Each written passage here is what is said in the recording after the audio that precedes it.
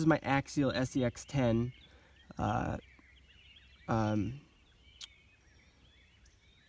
G6 edition, I guess it would be called.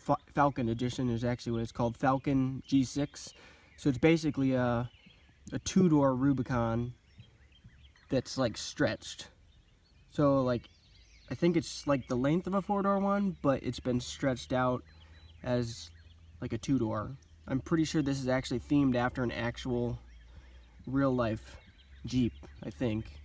And it has has the Falken endorsed tires.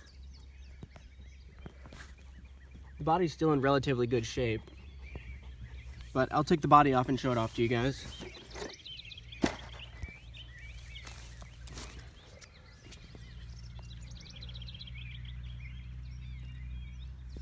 So this is an Axial SCX10.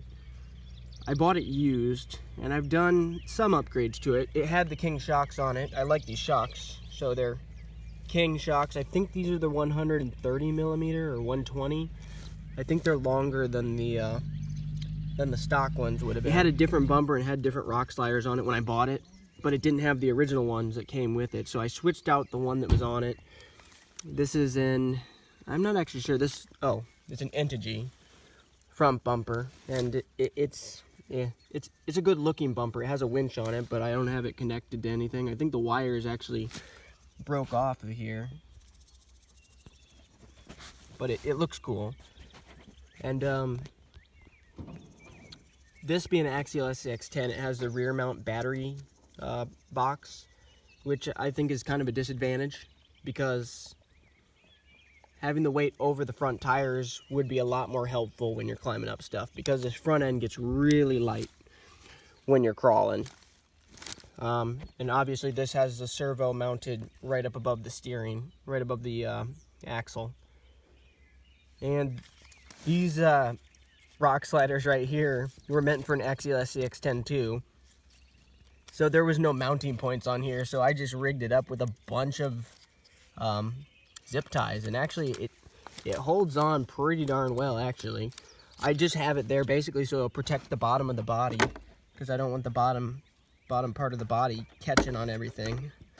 So I mean, I can still pick it up by these, so it works.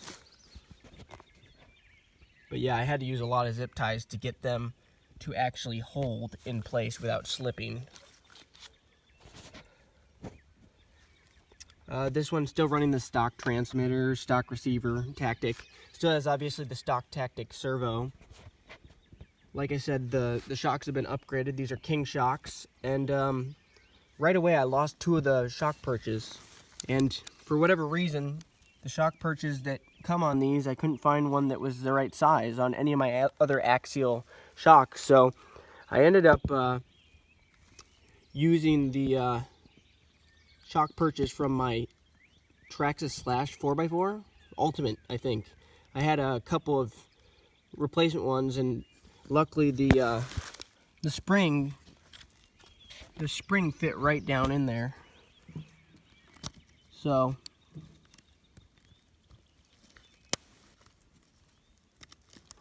the spring fit right down in there, so it holds in there pretty good. And I cut around the edges so it looks a little neater, I guess. This one I'm running a 55 turn Axial motor, which I'm pretty sure I just burned up like 10 minutes ago, because it's been smoking, and as you can see, it's the fan part or whatever is not even moving anymore. I'm sure I'm gonna have to replace that.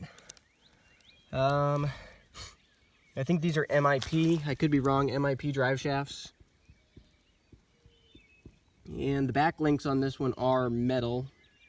Not sure they were already on there, and the front ones are just plastic. Also running the Axial AE5 ESC. This ESC's worked fine, and I have a Dean's plug, T-plug soldered on.